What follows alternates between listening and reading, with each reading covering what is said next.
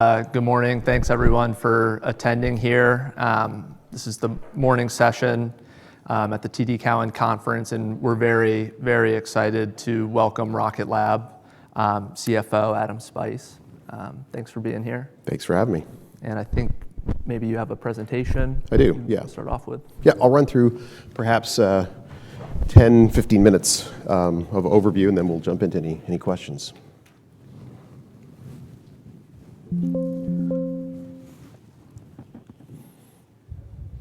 Okay. Or maybe just press the button.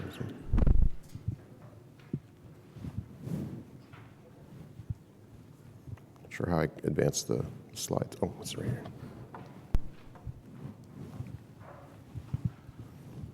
No. Try maybe the arrow on the. Yeah. No.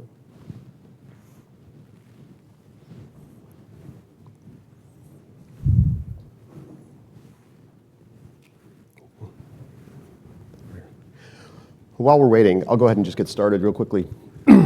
So I'm sure many people are familiar with Rocket Lab, and people really kind of associate us as a rocket company, given the it's not a totally unforeseen conclusion given the name Rocket Lab. But what people don't appreciate is the fact that over 70% of our revenue is actually generated from non-launch related activity.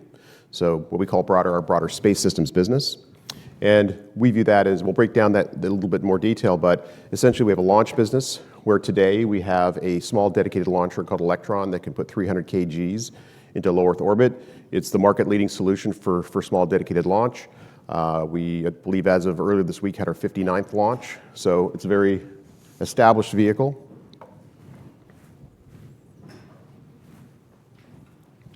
Sorry, I forgot the clicker back. Anyway, I think it's a different clicker than that one. It's a small dedicated launcher that really does provide a lot of value to our customers, very different than, for example, a rideshare or a large dedicated rocket. So it really serves a very unique purpose in the market. And again, we are by far and away the market leader in that segment.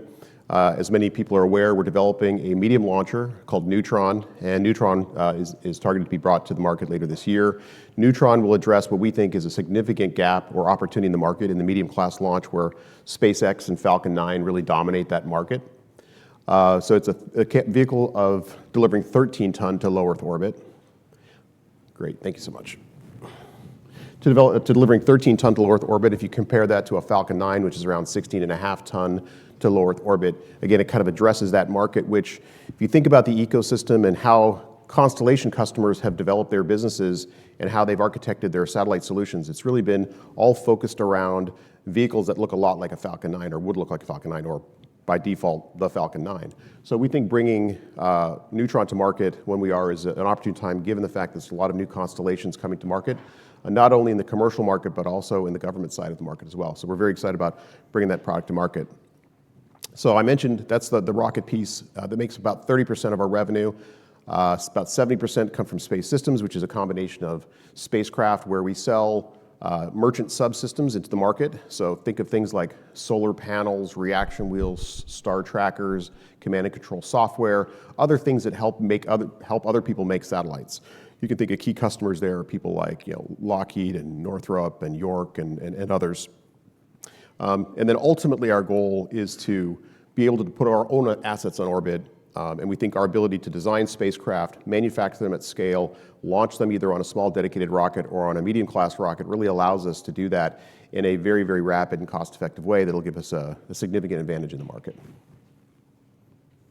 So if you look at Rocket Lab at a glance, we're a much more diversified company, I think, than people would normally assume. We've grown very quickly. When I joined the company about 7 years ago, we had about 100 employees. Now we have over 2,000 employees spread across 5 U.S. states, New Zealand, and Canada. We operate 3 launch pads today. We have 2 launch pads in New Zealand, and we have 1 in Wallops Island, Virginia for Electron. We're building a second pad at Wallops Island for Neutron, the larger vehicle. We have significant manufacturing operations to address both the rocket side of the business, which is kind of bifurcated between the US and New Zealand, and then our space systems business, which also manufactures products in Canada, US, and New Zealand as well. If you look at our global footprint, as I mentioned before, we operate on a pretty diverse basis. The company got started in New Zealand, and so we have a pretty significant presence there with around 800 of our roughly 2,200 employees located there. It's a significant, we think, a significant advantage for us. The cost of labor is quite a bit lower than you'd find in the U.S., particularly on the engineering side. It's a location that's scaled very quickly for us, and has been a continued kind of strategic advantage for us. We then expanded through organic and inorganic means across the United States. We've acquired in Canada, and we've acquired 4 companies in the last several years. Right around the time that we came public, the first company we acquired was a company called Sinclair Interplanetary in Toronto that did reaction wheels and star trackers, or what was called attitude, direction, and control components. And that's been a very successful high-growth business for us. Then we acquired a software company called ASI that actually interfaced with those command and control components to orient satellites on orbit. Then we acquired a company called Planetary Systems Corporation that makes separation systems. So if you think about, you have a rocket, you put a spacecraft on the rocket, the separation system is basically what deploys the spacecraft from the rocket. So it's a very critical step in getting assets on orbit. So we acquired that, and those separation systems are used not only on our vehicles, but also on essentially almost every rocket that launches right now in the Western world uses our separation systems. And then lastly, we acquired a company called Solero, which gave us the capacity to make high-volume, high-quality space-grade solar cells. And that's been kind of a default supplier into a lot of national security missions, something that needs high efficiency, high reliability, long life. Solar power generation comes from those solar cells. So again, it's a very diverse business across lots of different geographies and been growing very, very quickly. If you look at our customer roster, it's a very diverse roster as well. If you kind of look at the mix, it's about 50-50 commercial versus government. But then within government, it's split, again, relatively evenly between civil and defense. Now, I think it's a little bit, I mean, this is the factually correct kind of depiction of our customer base. But when you really think about and you peel that commercial level back, most of those commercial customers are also government dependent. So if you really look at our customers, it's probably more north of 80% that really have a strong kind of government-driven demand for the business. And that's really where we like it to be, because there's always been a lot of hope and dreams about commercial space. I think we're seeing a lot of those come to fruition now. But if we really believe you have to have that solid government background, because that's really what pays the bills.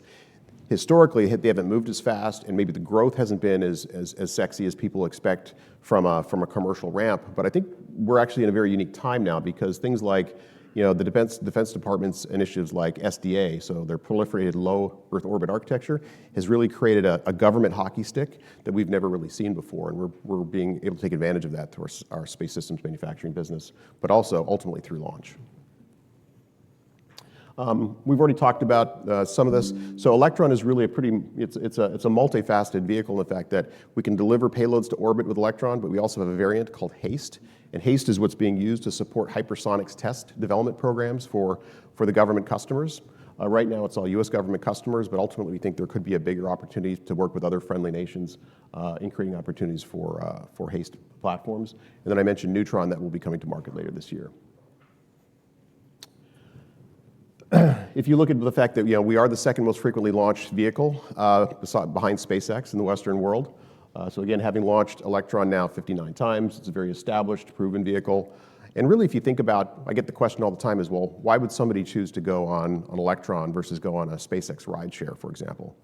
And when you look at that on kind of, they're hard to compare on an apples-to-apples basis, but you try to put them side by side, if they say, well, why would you pay, in some cases, 4 times more to be on Electron versus being on a SpaceX rideshare? And the answer is really the fact that if you need very unique orbital insertion requirements, you're not going to get that on a rideshare. So if you need to be, for example, at a 52-degree inclination with an LTAN of a certain time, you're not going to get that from a rideshare, because rideshares are like city buses. They have a defined route. They go to popular destinations. If you want to go to a bespoke destination, you really have to have a dedicated ride. And if you have a small satellite, you don't want to put a small satellite in a large, expensive rocket. You want to put it in the smallest rocket that you can. So that's really what defines and supports the small dedicated launch market. We own more infrastructure than most would imagine as well. We actually have our own privately owned and controlled launch range in New Zealand with tremendous access to launch on a very frequent basis. So we don't think launch access for Electron is ever really going to be a practical issue. We own 2 pads there, so we have resiliency and redundancy. And then we also have the pad at Wallops Island, Virginia, which is a NASA range, and so we work very closely with NASA. And again, we'll have a second range, second launch pad there for Neutron that's well, advanced in its development. And so we'll be able to aggregate and amortize the cost of Wallops operations across 2 vehicles. So we're very excited about bringing that infrastructure into play very quickly. Neutron I talked about briefly. It really, again, we think addresses what we see as the monopoly today that SpaceX has in that medium launch category. It was kind of a monopoly that was created out of performance, because certainly, it's hard to knock SpaceX. They've done amazing things. And I think the commercial and government customers are certainly grateful that that capacity exists. But there are a lot of customers that would very much prefer not to put their spacecraft in the hands of an arch competitor. And so we think that's important, and also the fact that the U.S. government customer just needs diversity of supply. So we think Neutron is the right vehicle. It's really kind of a very modern vehicle compared to even the Falcon 9. When you look at the carbon composite materials for the tanks and structures and the engine architectures, we're really kind of bringing the latest and greatest to market embodied in Neutron. And you can see here that Rocket Lab always does very aggressive things, and bringing Neutron to market and the time scale and the cost that we're doing it is no different. Most rocket programs take close to a decade to develop. We're bringing this to market in a much shorter period of time, in a matter of 3 to 4 years. So when we came public in August of 2021, we were targeting the end of 2024. We've had a bit of a slip to that schedule, and we've communicated no earlier than the middle of this year. But again, when you look in the time scale and then add in the concept of how much more capital efficient we are in bringing that vehicle to market, it's really a combination of those things that we believe creates a tremendous amount of shareholder value. So again, Neutron, we've been able to now begin signing up customers. And I think the challenge with bringing a new rocket to market is the fact that it's a very, I would say almost a codependent dance that you do with your customer, because what you don't want to do as a satellite operator is commit to a vehicle that may not be ready when their satellites are ready, because time is money and they don't want to, they need to deploy their assets to start generating revenue. And the worst they can do is basically sign up and then wait for 2 years for the rocket to make it to the pad. Same thing on the rocket developer side. What you don't want to do is sign up sketchy customers or ones that you don't think are going to deliver their spacecraft on time. Because if you look at our history now of operating Electron across 59 launches, the launch delays that we experience are rarely, if ever, driven by the rocket. It's really almost always delivered by satellite delivery. And it's not like our satellite customers don't want to get their assets on orbit. They absolutely do, and they want to do that as quickly as possible. But the problem is, satellites are very complex machines. You build them, you put them in their test environment. Something could fail at the last minute in test. They got to take it out. They got to basically figure out what the issue was, remediate that issue, put it back into test, requal. So it's not unusual to have delays in customers delivering their payloads to us. That said, I think it really highlights the importance of having kind of a mature business with a robust pipeline, because it does present opportunities to kind of shift things around. If one customer's late, you can grab another. But that's one of the reasons why the customer pays the premium that they do to be on Electron, is because of that flexibility. They know that if they're late by a month or 2 months or 2 weeks, that they're not going to get put to the back of the line and have to get rescheduled 12, 18 months later. So again, that's we see that there's a huge amount of advantage for our customers and our platform. Now, Space Systems, I'll talk about real quickly. Space Systems is probably the lesser known part of Rocket Lab, and again, but represents over 70% of our revenues. And you can think about the components that we and I talked about in some detail that came partially through acquisition, but we've also done a lot of organic development of capabilities that we bring to market.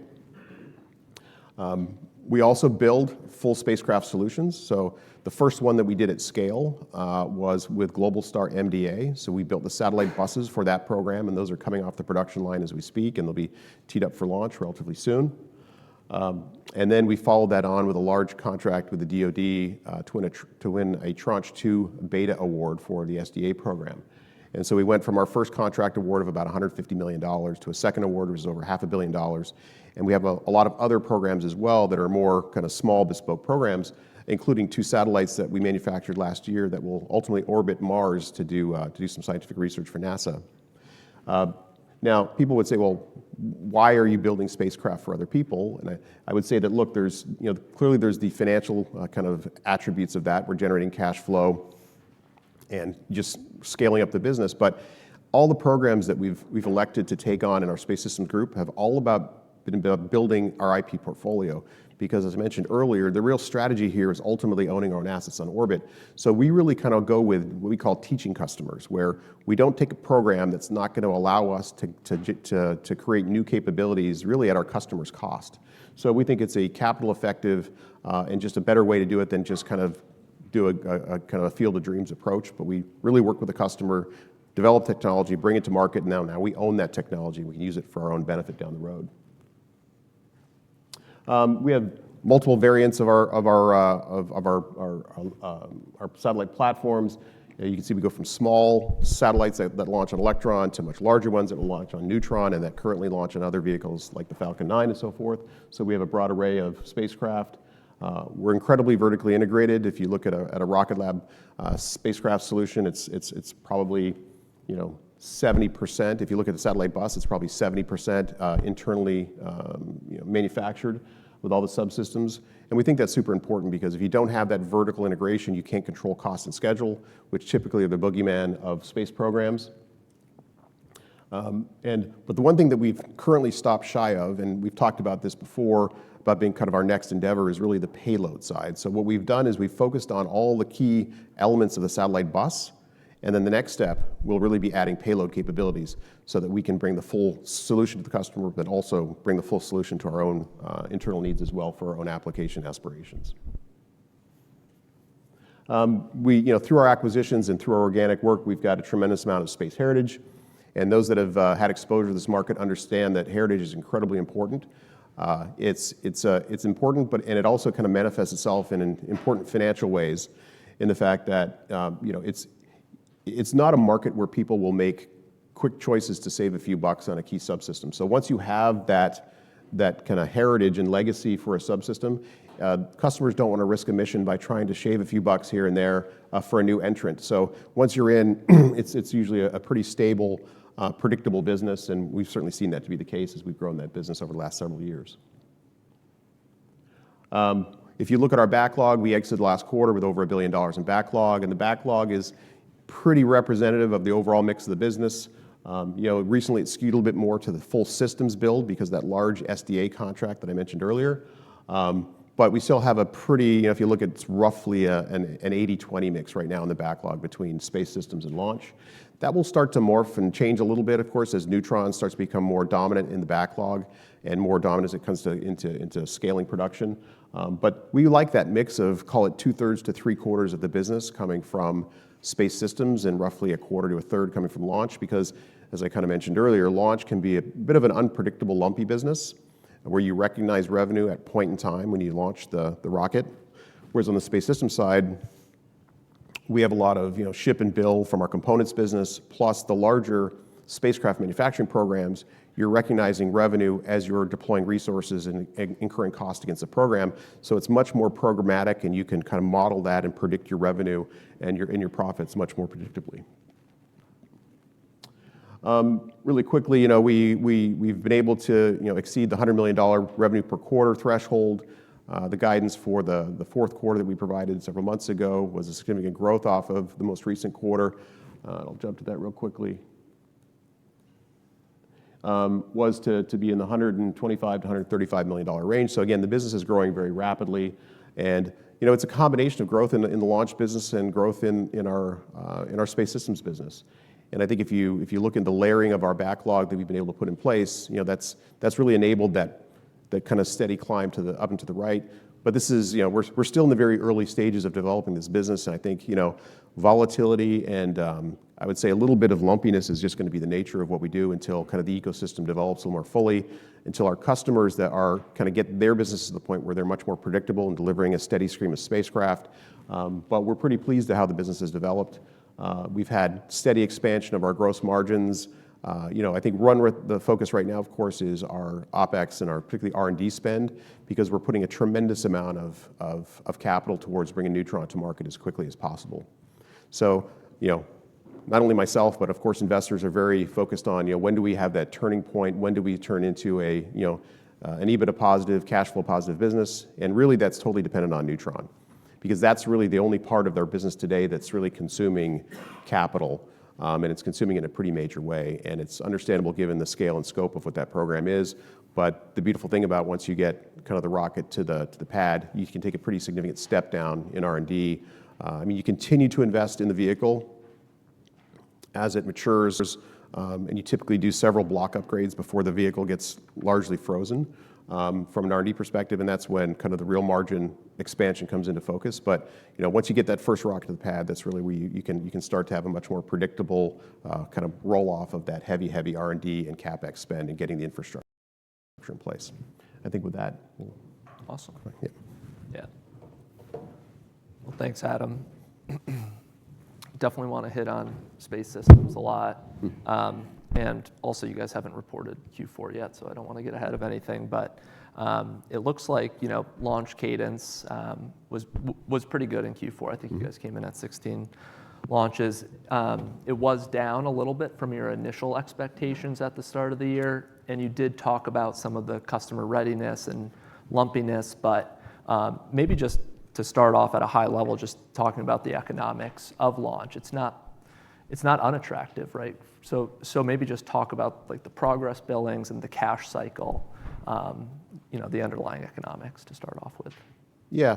So look, the launch business it's a very high fixed cost business, right? You have launch ranges to maintain. You've got a lot of testing facilities to test your engines and so forth. So the profitability of that business is really, really dependent upon cadence. And as you mentioned, we've grown the business quite nicely. In 2024, we went from 10 launches in 23 to 16 in 24, so that's a pretty nice growth rate year on year. But we came into the year with 22 launches on the manifest, and we delivered 16. The delta between the 16 and the 22, again, was all customer readiness. And that's the one thing that we really can't control at this point. And so what we do is we just look to continue to build the backlog, and hopefully we get to a point where you've got satellites sitting on the shelf waiting to go, and when one customer slips, since we own our own range in New Zealand, we can kind of just swap that in and out. So we've got ability to compensate for customer lumpiness, but it's going to take a little bit more kind of, I would say, ecosystem development for that to really be the case. Because again, a lot of our customers are new, like they're new themselves, right? So it's difficult for them to really kind of have the confidence in delivering things on schedule. Now, our margin model for that business is, we think that Electron can be when we're launching twice a month, and we're not quite at that rate yet, but based on, again, 10 to 16 to a number this year that hopefully looks like something north of 20 launches per year, you start to get that in focus where you get to be in the 40 to 45% gross margin range. Very little R&D, if any, really for Electron at this point. So you can kind of imagine it gets to be a pretty nice kind of contribution margin looking business.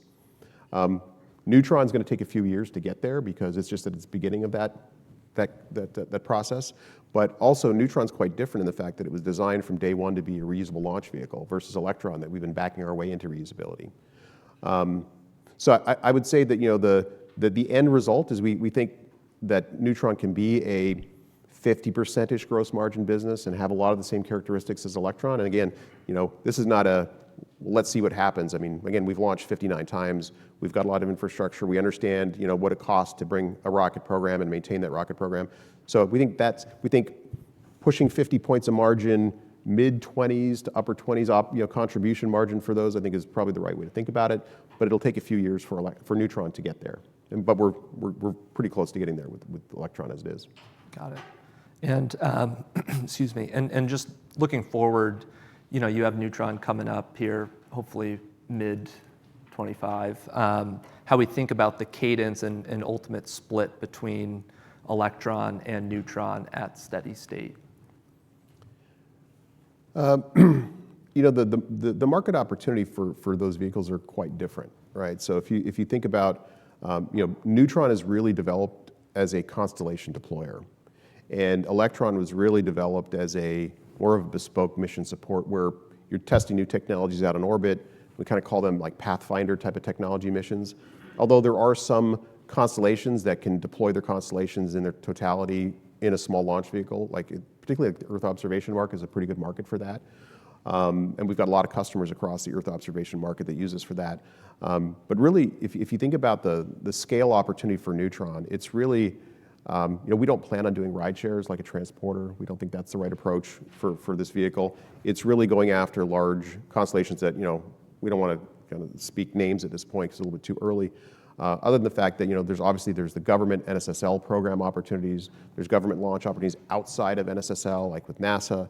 Of course, ultimately, we hope that, the satellites that we're building for SDA will ultimately launch on Neutron. So we think the market opportunities are similar, and we think that, I think if you look out in time and you kind of lay a Neutron and an Electron that kind of scaling history, they're going to look very similar. You could probably lay them over top of each other pretty easily. Got it.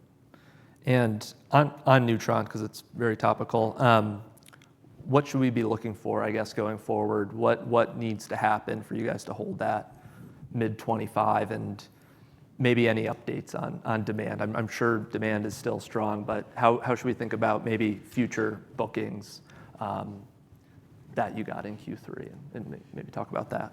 Yeah, look, I'll save some of that for the earnings call, but I would say that the demand environment stays very, very strong. I think Pete and I have said before that we worry about a lot of things running a rocket company, but demand is not one of them, right?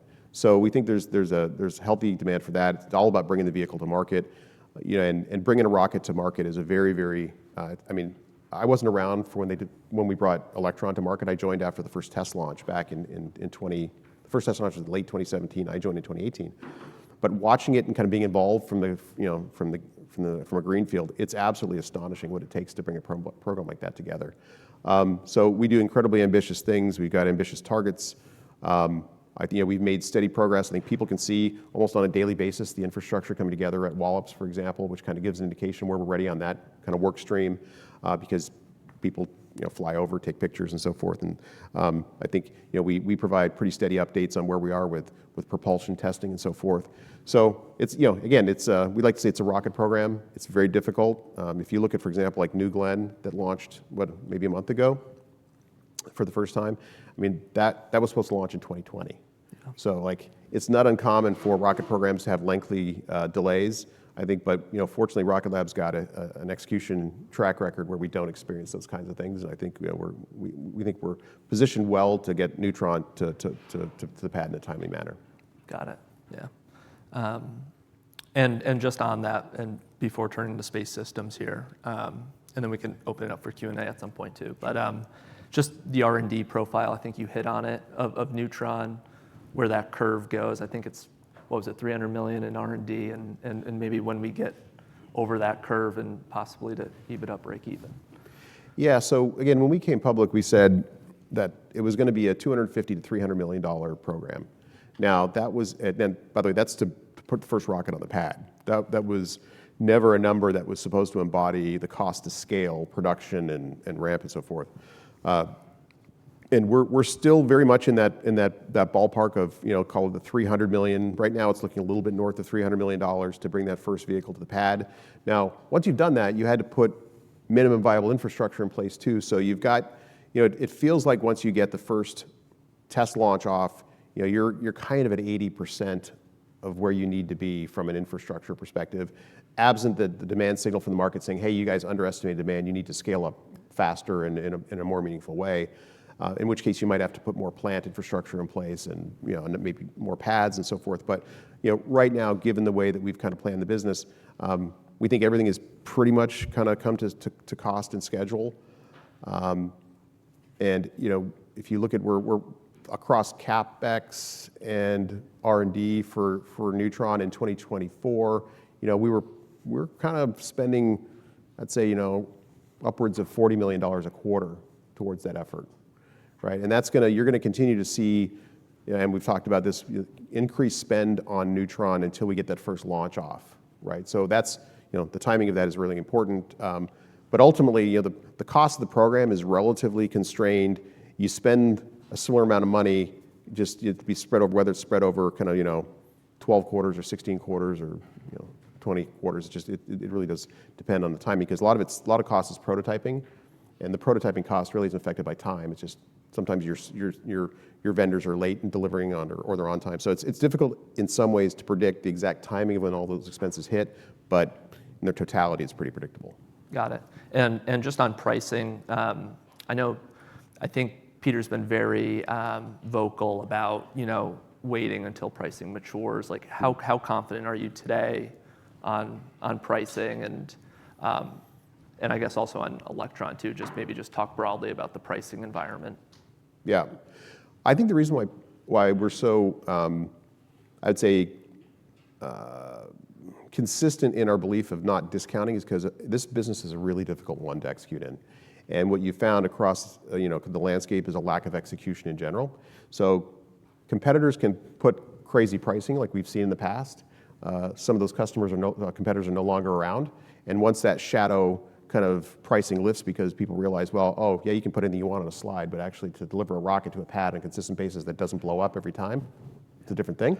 And so we've actually seen pricing increase. So if you look, when we started marketing Electron, it was a $4.9 million price tag. And now if you look at our price backlog, it's about $8.3 million. So we've seen a pretty steady increase in the pricing of the vehicle. Neutron, we don't think is going to be any different. We really don't see any, what we consider competition that concerns us on pricing for the medium class market. Because today, again, you've got Falcon 9. We've seen Falcon 9 pricing increases, right? If you look at how we've priced the vehicle, yeah, you can take an easy metric like cost per kilo, which is really kind of a lazy metric and not a very good one because price per kilo assumes that you're selling a completely full rocket, right? And many times, especially if you look at a Falcon 9 launch, for example, that isn't a Starlink launch, they're rarely full, right? And so it's all about what does it cost for a dedicated vehicle that's going to take your payload where you need to be. And if that requires, let's say, 10 ton of capacity, well, a Neutron will be able to deliver 10 tons as easily as a Falcon 9 can deliver 10 tons. So the whole pricing of, right now we've said pricing of Neutron of 50 to 55 million, that just kind of pegs on a price per kilo of a full Falcon 9, because they can do 16.5 ton, and they sell that for roughly $67 million. I think a little bit upward bias to that pricing. And kind of the latest that we've seen is that Falcon 9 at that pricing has been delivering about 70 points of gross margin. So we don't think this is a margin constrained, really kind of dog eat dog market at this point, because again, ultimately, very few people will show up with a working rocket in that class. And we think that between ourselves and SpaceX, there's plenty of business to go after. And if there are other entrants that attempt to enter the market, it's probably big enough for them as well, but also they just have to deliver. And again, not many people have. Got it. Thank you. Are there any questions in the audience? I've got a few more. Yeah. So will you talk about any trends you've seen within your defense-related sales, and especially to our allies and partners? Yeah, so we launch for a lot of international customers today on Electron. You see launches from companies like Synspective, which is a Japanese SAR company. We launched recently for CNES, which is a French Earth observation remote sensing company. So I would say that those are really kind of more, they fall in that commercial customer category that really, again, when you peel that onion back, it's government, but it's foreign government. So I would say that we see that to be strong. I think probably one of the strongest growing parts of our business is actually the HASTE variant of Electron that I showed earlier, which is doing hypersonics test development work for the DoD. And that will continue to be a big growth driver, we think, for our Electron business going forward.